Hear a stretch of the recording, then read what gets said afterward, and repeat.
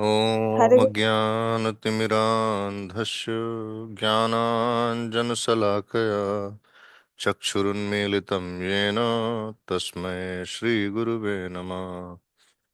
नमः ॐ विष्णुपादाय कृष्णपृष्ठाय भूतले श्रीमते भक्तिवेदान्त स्वामिनिति नामिने। नमस्ते सारस्वते देवे गौरवाणी प्रचारिणे निर्विशेषा शून्यवादी पाश्चात्यदेशतारिणे।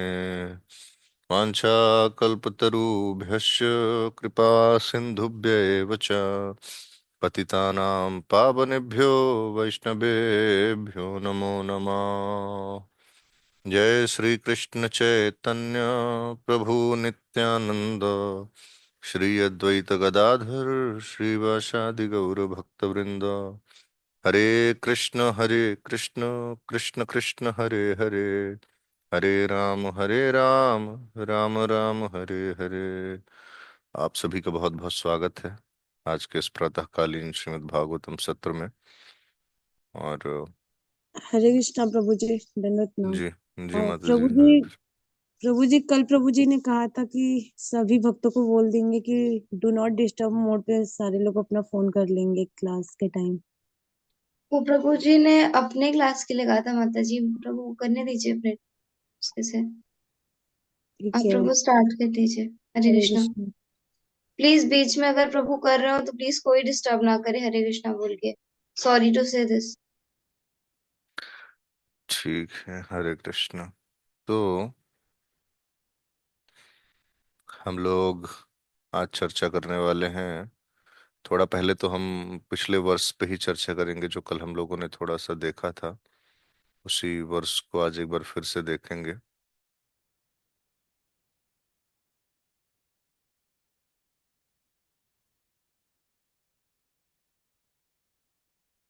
वर्ण आश्रम के विषय में हमने कल चर्चा की थी। आप लोगों को ठीक ठीक समझ में आया था जो भी हमने कल बात की थी वर्ण आश्रम के विषय में? यस प्रभु जी। हरे कृष्णा। तो बताइए, कोई मुझे बताइए कि गृहस्थ और गृहमेधी में क्या अंतर है। ये मैंने बताया नहीं था, लेकिन कोई मुझे बताएगा गृहस्थ आश्रम और गृहमेधी आश्रम में क्या अंतर है। गृहस्थ और गृहमेधी, ये आप जानना चाहते हैं कि प्रभु जी आप ही बताइए। कोई जानता हो तो बताइए, नहीं हम तो फिर बताएंगे ही। बताइए हरे कृष्णा। प्रभु तो जी। जो गृहस्थ होता है ना, गृहस्थ आश्रम में रहते हुए भी जो व्यक्ति किसी भी प्रकार के गृहस्थ आश्रम के नियमों का पालन नहीं करता है, और जो अपने जीवन का लक्ष्य इंद्रिय तृप्ति को ही बना के रखता है, जो भोग विलास में ही जीवन जीता है, और वास्तव में गृहस्थ आश्रम में रहते हुए जिसके जीवन का लक्ष्य क्या नहीं होता है, संसिद्धिर हरितोषणम। लिखा है ना, स्वनुष्ठिस्तस्य धर्मस्य संसिद्धिर हरितोषणम, है ना। तो लक्ष्य तो गृहस्थ आश्रम हो, वानप्रस्थ आश्रम हो, ब्रह्मचारी आश्रम हो, प्रत्येक आश्रम का लक्ष्य तो भगवान को संतुष्ट करना ही है। तो एक ऐसा गृहस्थ है यदि जिसके जीवन में ना तो गृहस्थ आश्रम संबंधी धर्मों का निर्वहन किया जा रहा है, और ना ही उसने भगवान को संतुष्ट करना ही जीवन का लक्ष्य बनाया है। जैसे मान लीजिए कोई सेवा हम करते हैं, तो उस सेवा को करने में एक तो सेवक होता है, एक सेव्य होता है। सेवक मतलब जो सेवा कर रहा है, सेव्य मतलब जो सेवा ले रहा है, और सेवा मतलब वो क्रिया जो की जा रही है। तो देखिए, किसी भी सेवा का जो लक्ष्य होता है वो सेव्य को संतुष्ट करना होता है। किसी भी सेवा का जो लक्ष्य है वो सेव्य को संतुष्ट करना होता है। यदि आप सेवा किए जा रहे हैं उसमें सेव्य है ही नहीं, सेव्य कौन है? भगवान है। सेवक कौन है? हम हैं। यदि हमारी सेवा में भगवान है ही नहीं, या तो फिर ये बोलिए हम सेवक हैं और गुरु सेव्य हैं, या बोलिए हम सेवक हैं या वैष्णव सेव्य हैं। अगर ये चीजें नहीं है, सेव्य है ही नहीं, तो फिर वो सेवा सेवा नहीं है। तो इसीलिए हमको गृहस्थ आश्रम के जो भी धर्म है उनको एक प्रकार से सेवा के मनोभाव से करना है, और साथ ही साथ भगवान का भजन, भगवान का नाम, भगवान के भक्तों का संग, भगवान का प्रसाद आदि लेते लेते लेते लेते हमको हम अपने भजन को पुष्ट करना है। गृहस्थ आश्रम में ज्यादातर आप लोग हैं, इस यहाँ पे जो भी लोग हैं, इसीलिए मैं गृहस्थ आश्रम में विशेष तौर पे चर्चा कर रहा हूँ। तो सेवक का जो लक्ष्य होना चाहिए वो सेव्य को संतुष्ट करना होना चाहिए। कितनी बार हम लोग देखिए सेवा करते हैं, हमारे मन में भाव ही नहीं होता है कि हमको किसी को संतुष्ट करना है कि नहीं करना है, हमको बोला गया तो हम कर देंगे, बात खत्म हो गई। ऐसा नहीं है। सेवा की सफलता ही इस बात पे है कि सेव्य संतुष्ट हो जाएं, तभी समसिद्धिम हरितोषणम बोला गया है। वर्णाश्रम की सफलता ही इसी बात पे है, जब लक्ष्य संसिद्धिर हरितोषणम हो, जब लक्ष्य भगवान की संतुष्टि हो, ना कि आत्म संतुष्टि हो। तब न बार बार हम लोग पढ़ते हैं भगवत परितोषणम संसिद्धिर हरितोषणम। ऋषिकेन ऋषिकेन ऋषिकेश सेवनम भक्ति रुच्यते। अपनी इंद्रियों से इंद्रियों के स्वामी भगवान की सेवा करना ही जो है भक्ति है, और ऊपर से प्रेममयी भक्ति है ना। अज्ञान अज्ञानमय कर्म को भक्ति नहीं बोलते हैं, भगवान के प्रति किया गया जो प्रेममय कर्म है वो भक्ति है, क्रियाशीलता है।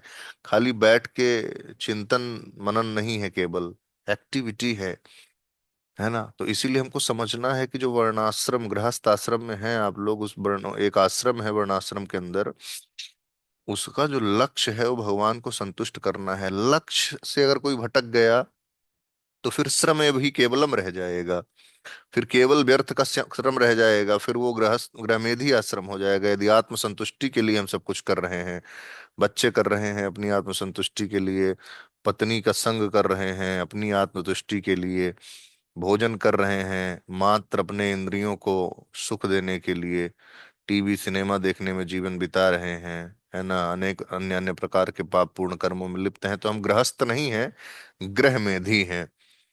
ठीक है, ये बात समझ में आ गई आप लोगों को? आशा करता हूँ आप लोगों को समझ में आ गई होगी। ये सेवा, सेवक और सेव्य वाली बात भी संतुष्ट समझ में आ गई होगी। जो लक्ष्य है वो भगवान की संतुष्टि है, वहीं सब गड़बड़ हो जाएगा तो सब गड़बड़ हो जाएगा। लक्ष्य इसीलिए क्या बनाना है, भगवान की संतुष्टि को लक्ष्य बनाना है, ना कि अपनी संतुष्टि को लक्ष्य बनाना है। इतनी बात समझ में आ गई। फिर अच्छा, ब्राह्मण और ब्रह्म बंधु में क्या अंतर होता है?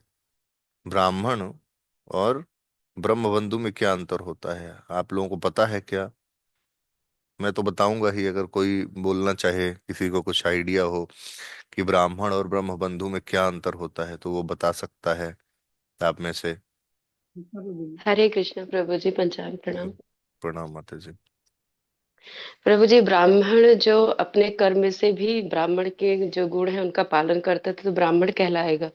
लेकिन हम्म, यदि कोई ब्राह्मण जाति में तो है, लेकिन जो ब्राह्मण के जो गुण है वो नहीं है उसमें, या उसका पालन नहीं करता, तो ब्राह्मण बंधु कहलाएगा। बहुत बढ़िया, बहुत सुंदर। जय हरि बोल। बहुत बढ़िया माता जी। तो माता जी ने देखिए कितना सुंदर तरीके से बताया कि देखिए ब्राह्मण के कुल में तो किसी का भी जन्म हो गया है, लेकिन यदि वो व्यक्ति ब्राह्मण के जो नियम है या ब्राह्मण के जो गुण हैं उसमें नहीं है, तो वो ब्राह्मण नहीं है, वो ब्रह्म बंधु है। इसीलिए देखिए अश्वत्थामा को भगवान ब्रह्म बंधु बोलेंगे। ये क्या है, ये ब्रह्म बंधु है, ये ब्राह्मण नहीं है। इतना बड़ा आतताई है ये, जिसने पांच पांच पुत्रों को मार दिया द्रौपदी के, ये ब्रह्म बंधु है, ब्राह्मण नहीं है। तो तपसा ब्रह्मचर्य न समेन च दमेन च आदि आदि जो गुण हैं ब्राह्मणों के अंदर होने चाहिए, यदि नहीं है तो खाली जनेऊ दिखाने से वो आदमी ब्राह्मण नहीं रह जाएगा, फिर वो केवल ब्रह्म बंधु है। ब्राह्मण कुल में जन्म लिया है लेकिन कोई उसके अंदर गुण इत्यादि नहीं है ब्राह्मणों वाले। तो कोई सुप्रीम कोर्ट के जज का बेटा जरूरी नहीं है कि सुप्रीम कोर्ट का जज बन जाए। भाई परीक्षा पास करेगा, उसके अंदर गुण रहेंगे, उसके अंदर क्वालिटी रहेगी, तो वो क्या हो जाएगा, वो ब्राह्मण होगा, नहीं तो ब्राह्मण नहीं होगा। सीधी सी बात है। ये तो गुण कर्म विभाग सा है ना, अपने गुण और अपने कर्म से कोई कुछ बनता है, ना कि मात्र जन्म से। खाली जन्म बस लेने से थोड़ी ना कुछ हो जाएगा। मैं डॉक्टर का बेटा हूं तो मैं कहूँ कल से मैं ऑपरेशन करने लगूंगा, तो ऐसा तो नहीं होता है। अगर ऐसा कोई करेगा तो बड़ी दिक्कत में आ जाएगा वो भी, और जिसका ऑपरेशन करेगा वो भी बड़ी दिक्कत में आ जाएगा। इसीलिए ब्रह्म बंधु और ब्राह्मण में ये अंतर है। फिर हमने ये भी देखा कि वर्णाश्रम कैसे भगवान ने ही बनाया है। चतुर्वर्ण्यम मया सृष्टम गुण कर्म विभाग सा। तो जो हमको ये भी समझना है कि वर्णाश्रम जो है ऑथेंटिक चीज है। क्योंकि हाँ, किशोरी माता जी बताइए, हाथ उठाया आपने, बोलिए। हरे कृष्ण प्रभु जी। प्रभु जी उनको द्विज बंधु भी कहते हैं ना, उन्हीं को। हाँ, ब्रह्म बंधु द्विज बंधु, वो ब्राह्मण की अलग अलग कैटेगरी हैं, है ना। तो पहली बात तो जन्म से सब शूद्र होते हैं। फिर उसके बाद जब उनका इनिशिएशन होता है, दीक्षा होती है, तो द्विज बनते हैं, दूसरा जन्म होता है। फिर वेद पढ़ते हैं तो विप्र बनते हैं। और फिर वही जब ब्रह्म को जान जाते हैं, ब्रह्म को जब मैं बोल रहा हूँ तो केवल सत एस्पेक्ट वाले उस ब्रह्म को नहीं, ब्रह्म कई जगह पे कई प्रकार से उस शब्द का उपयोग होता है। ब्रह्म मतलब फिर जब भगवान को जान जाते हैं तो वो ब्राह्मण हो जाते हैं। ब्रह्म जानाति इति ब्राह्मण। हाँ माता जी बोलिए। प्रभु जन्म से कोई शूद्र कैसे होता है, ये कॉन्सेप्ट समझ में नहीं आया। जन्म से कोई शूद्र कैसे होता है? तो संस्कार नहीं हुए रहते हैं ना माता जी। जब व्यक्ति के संस्कार होते हैं, जब व्यक्ति के संस्कार होते हैं तब उसके अंदर वो सारे गुण लक्षित होते हैं, मतलब रिफ्लेक्ट होते हैं उस व्यक्ति के अंदर गुण। ठीक है। तो संस्कार जो है वो आदमी को अगले स्तर पे लेके जाता है। जन्म से तो सब लोग शूद्र होते हैं, मतलब जन्म से ही किसी के अंदर ब्राह्मण के गुण थोड़ी ना है। ब्राह्मण के गुण कब आते हैं? जब वो वेद पढ़ेगा, वेद पाठत इति विप्र, फिर उसके बाद ब्रह्म जानात इति ब्राह्मण। तो ये अलग अलग कैटेगरी है, धीरे धीरे धीरे धीरे ऊपर उठता है वो। हाँ किस माता जी बोलिए। प्रभु जी, इसका तात्पर्य ये है कि जो ब्राह्मण कुल में भी जन्म लिए हैं लेकिन वो वेद पुराण का अध्ययन नहीं करते तो वो शूद्र के ही समान हुए। फिर के समान है बताइए? ब्राह्मण जो है, बुद्धि है शरीर की, तो बुद्धि में ज्ञान तो होना चाहिए ना।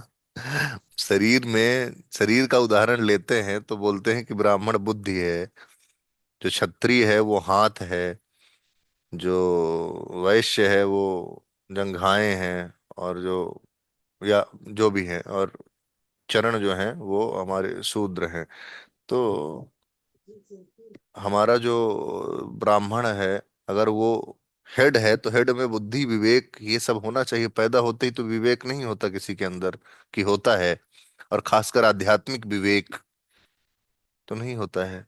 आध्यात्मिक प्रभु विवेक कब आता है? जब गुरु की शरण लेता है, ब्रह्म, जब वो अलग अलग आश्रमों में रह के जाता है और गुरु की कृपा से फिर उसको ये सब ज्ञान प्राप्त हो जाता है, तब वो वास्तव में उस स्तर पे पहुंचता है। उसके अलग अलग संस्कार होते हैं। हमने देखा होगा, पैदा होते ही मतलब पहले गर्भधान संस्कार होता है, गर्भधान संस्कार के बाद उसका नामकरण संस्कार, नामकरण संस्कार, और फिर उसके बाद अन्नप्राशन संस्कार भी होता है। हमारे यहाँ कंछेदन, कर्ण छेदन संस्कार, मुंडन संस्कार, व्रतबंध संस्कार जो होते हैं, ज्यादातर जो देखे मैंने 16 संस्कारों में, उनकी बात कर रहा हूँ हमारे क्षेत्र में। जैसे फिर विवाह संस्कार, ऐसे संस्कार होते हैं। संस्कार बहुत जरूरी है। गुरु के पास जाना, व्रतबंध का मतलब व्रतबंध के टाइम पे लड़का जाता है ना, फिर मामा मनाने जाते हैं उसको, वो सब वही रिप्रेजेंटेशन के तौर पे किया जाता है। ठीक है। यस प्रभु जी। प्रभु जी, तब तो जो मतलब ब्राह्मण कुल में जन्म लेते हैं, वेद ग्रंथ नहीं पढ़ते हैं, तो उनकी इतनी दुर्दशा होती है। फिर तो जो ब्राह्मण कुल में जन्म लेकर मांस का सेवन करते हैं, उनकी कितनी दुर्दशा होती होगी। उनकी कितनी दुर्दशा होती होगी। उनको तो भगवान देखिए दो डंडे ज्यादा न लगाते होंगे माता जी, कि तुमको तो इतनी अच्छी फैसिलिटी दी थी कि मतलब तुम अपने अंदर ब्राह्मणों के गुण वास्तव में पैदा कर सकते थे। कारण ये है कि तुम्हारे माता पिता के अंदर जो भी है थोड़ा मोड़ा, हम ये नहीं कहते, हम ये नहीं कहते कि नहीं रहते हैं, बिल्कुल हो सकता है ब्राह्मण कुल में कोई जन्म लिया हो तो माता पिता नहीं खाते होंगे मांस मच्छी उसके, या माता पिता उसके शराब नहीं पीते होंगे, माता पिता उसके पूजा पाठ इत्यादि करते होंगे, भले विद्वान नहीं होंगे, पर उसके अंदर इतना अवसर तो है कि वहां पे वो अपने अंदर का जो ब्राह्मणत्व है उसको बढ़ा सके। लेकिन अगर नहीं बढ़ाया और उसको जन्म मिला है ऐसे कुल में, तो उसको तो बाद में 2 डंडे ज्यादा लगेंगे ना। मान लीजिए हम लोगों को तो 2 डंडे ज्यादा मारेंगे ना यमराज। अगर हम लोग यहाँ से पाप वाप करके पहुंचेंगे वहां नरक में, तो हमको तो 2 डंडे ज्यादा मारेंगे। हमको बोलेंगे तुमको इतना सुविधा दिए थे, है ना, भक्तों का संग दिए थे, गुरु महाराज के चरणों का आश्रय दिए थे, लेकिन फिर भी तुम लोग इतना पाप किए, बताओ। है ना, बराबर ठीक बात है नहीं कि ऐसे आदमी को 2 डंडे ज्यादा पड़ने चाहिए कि नहीं पड़ने चाहिए? यस प्रभु जी, तो धन्यवाद प्रभु जी, हरे तो कृष्ण। वो तो ये बहुत बड़ी जिम्मेदारी है कि अब हमको अगर मिल गया है तो हम उसका लाभ उठाएं, या जिन लोगों को भी ये मिला है तो ये उसका लाभ उठाएं। ठीक है। तो कहने का तात्पर्य ये सारी चीजें हैं। और वर्णाश्रम भगवान ने ही बनाया है, हमारे ही लिए बनाया है, कि हम इस भौतिक जगत में भौतिक शरीर में हैं, तो किस प्रकार से जीवन का निर्वहन करते करते लक्ष्य भगवान की भक्ति को बनाना है। तो आप जहाँ जिस वर्ण में हैं, जिस आश्रम में स्थित हैं, उसमें जो भी धर्म का पालन कर रहे हैं, लक्ष्य उसका लेकिन भगवत संतुष्टि होनी चाहिए, भगवान की संतुष्टि होना चाहिए। अपने आनंद अपने सुख को लक्ष्य ना बना लें। ठीक है। क्योंकि देखिए भोग वगैरह बुद्धि हो जाती है ना, तो एकदम ज्ञान नष्ट हो जाता है। भोग बुद्धि से ज्ञान एकदम नष्ट हो जाता है, माया एकदम पकड़ लेती है।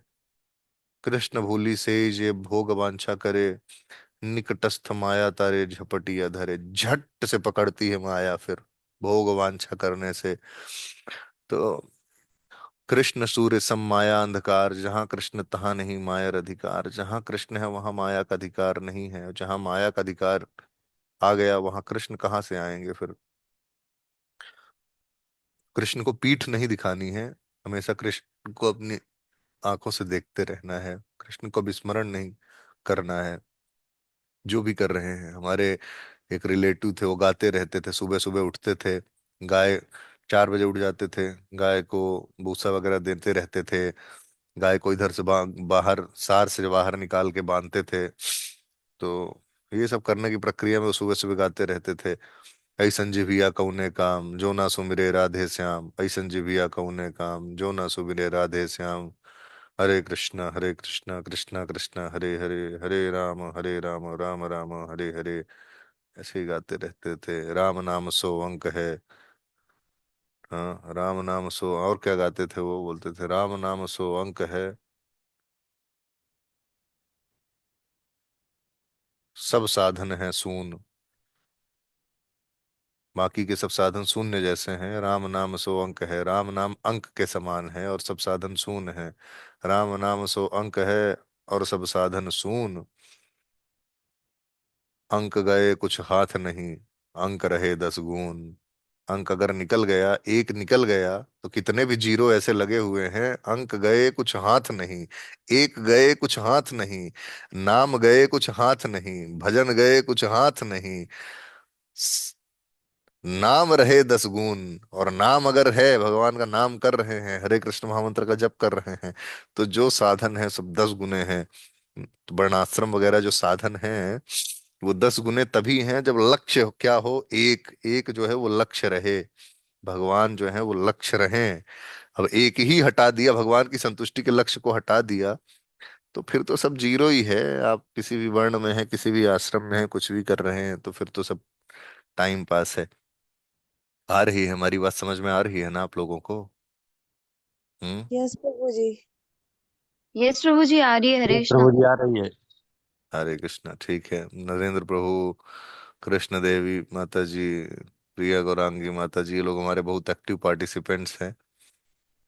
तो धन्यवाद इस सेशन को इतना इंटरेक्टिव बनाने के लिए। वैसे मैं चाहता तो हूँ कि बाकी लोगों के भी जो विचार हों वो लोग कभी कभी रखा करें, प्रश्न पूछा करें, कोई शंका हो तो उसका समाधान करने के लिए बोला करें, है ना। मैं हमेशा अपनी क्लास में कहता हूँ कि सकुचाने की कोई जरूरत नहीं है, संकोच करने की कोई आवश्यकता नहीं है। कुछ भी हो तो हमको बेझिझक बात करना है, पूछना है। हाँ, प्रिया गौरांगी माता जी बोलिए। तो प्रभु जी, कभी कभी होता है कि कुछ माता जी लोग, कुछ प्रभु जी लोग माइक नहीं ऑन कर पाते हैं, अच्छा। तो वो पूछ नहीं पाते हैं आपसे क्वेश्चंस। तो अब हरे कृष्णा। कैसे उनकी सेवा की जाए बताइए। हम अब क्या उनको बताइए माइक कैसे ऑन करना है, सिखाइए। अगर जी कुछ प्रभु ऐसा जी, समस्या है तो बिल्कुल। उसका एक ट्रेनिंग लीजिए। देखिए, है ना, माइक कैसे ऑन करना है उनको बता सकते हैं आप लोग, वैष्णो माता जी आप बता सकती हैं। है ना। जरूरी है हमको सब, ये सब भी आवश्यक जी प्रभु। है ना। ये माता जी लोग जो होस्ट और को होस्ट है उनको थोड़ा सा ये जिम्मेदारी उठानी पड़ेगी ना कि सबको समझाएं थोड़ा सा। जी प्रभु जी, हरे कृष्णा प्रभु जी। हरे बिल्कुल कृष्ण। प्रभु जी, हरे कृष्णा। तो यस प्रभु। यही सारी चीजें हैं। और तो आप लोगों को वर्णाश्रम की हमने चर्चा की, जो एक दो दिन से हमारा थीम है वर्णाश्रम का, तो सबको अच्छे से समझ में आ रहा है, सब बराबर से उसको पकड़ पा रहे हैं। हम्म। चलेगा चलेगा, बहुत बढ़िया, बहुत अच्छा है। किसी का कोई प्रश्न है किसी भी कोई इससे संबंधित, तो आप लोग पूछ हरे सकते हैं। कृष्णा प्रभु जी। हरे कृष्ण माता जी। प्रभु बोलो। जी, आपने जो बताया कि मतलब एनी टाइम कृष्णा का नाम लेना चाहिए, मैं ट्राई तो करती हूँ कि मैं एनी टाइम कृष्णा का नाम लूं, लेकिन कभी कभी ऐसा होता है कि मैं किसी काम में फंस जाती हूँ और फिर वो नाम भूल जाती हूँ। मैं कैसे इसको मतलब लेके आऊं कंटिन्यू कि मैं एनी टाइम कृष्णा का ही नाम लूं। देवी शक्ति माता जी हैं, प्रभुपाद की शिष्या हैं।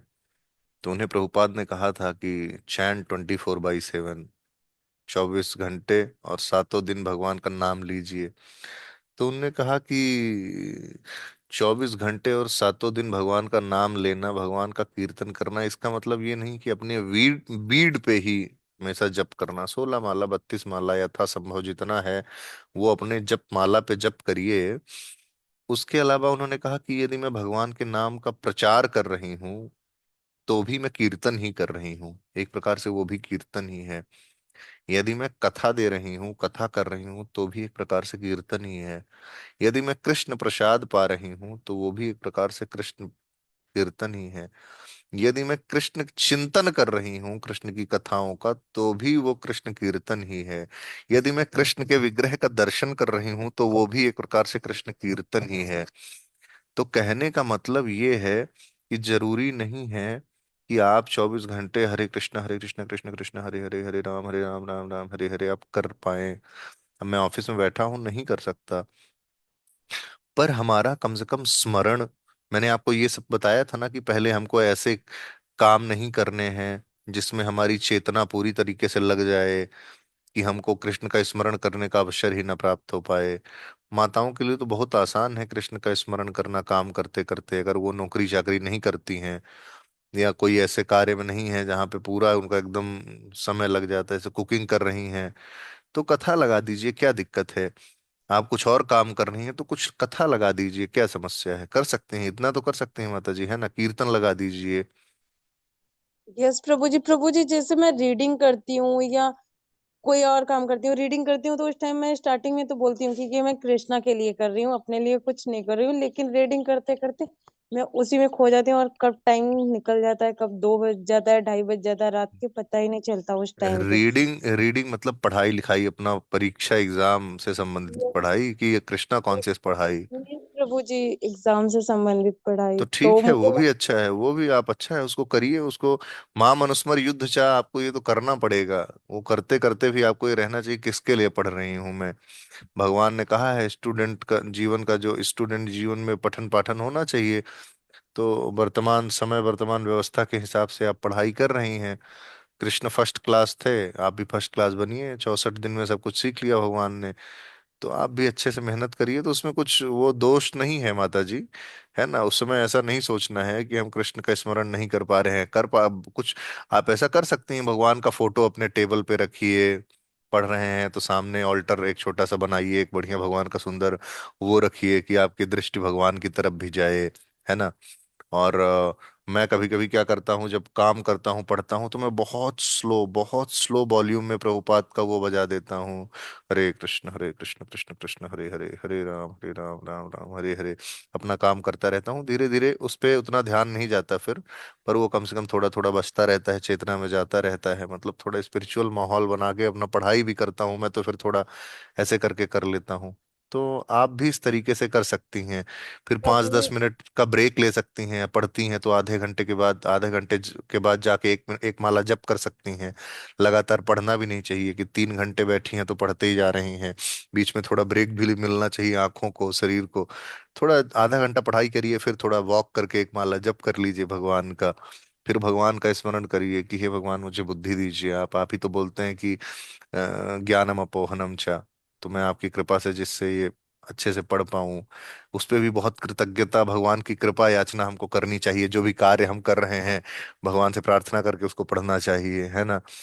तो ऐसा करके उसको जितना कृष्णा कॉन्शियस बना सकते हैं। पढ़ रहे हैं तो हे भगवान, ये मेरी नौकरी चाकरी लग जाएगी तो मैं शायद ज्यादा स्टेबल होके भजन कर पाऊंगी। नहीं तो मेरा मन है ये हमेशा चिंतित रहेगा कि मेरी ये जॉब नहीं लगी, मेरी ये पढ़ाई नहीं हुई, मेरे मार्क्स अच्छे नहीं आए, तो आप कृपा करिए मेरे ऊपर। क्योंकि ये कोई पाप करने के लिए तो इजाजत आप ले नहीं रहे हैं। आप स्टूडेंट हैं तो पढ़ाई तो करनी ही है। ठीक है। जी प्रभु जी, प्रभु जी ऐसा था, पहले मैं कीर्तन लगा लेती थी और ईयरबड्स लगा के उसको लो वॉल्यूम में सुनती रहती थी। लेकिन फिर क्या हुआ कि मेरी तबीयत थोड़ी इतना खराब। इतना मत तो करिए, ईयरबड्स वड्स लगा के मत सुनिए आप। थोड़ा मतलब ऐसे प्रभुपाद टेप वगैरह कुछ बहुत माइल्ड, उसमें आप पढ़ना, उसमें कीर्तन सुनना पढ़ते समय उद्देश्य नहीं है। मैं सिर्फ एक एम्बियंस बनाने की बात कर रहा हूँ। आपको अगर डिस्टर्ब हो तो आप उसको हटा सकती हैं एकदम, पर एक जस्ट एम्बियंस बनाने के हिसाब से। और तबीयत खराब हो गई, तबीयत का ख्याल रखिए आप।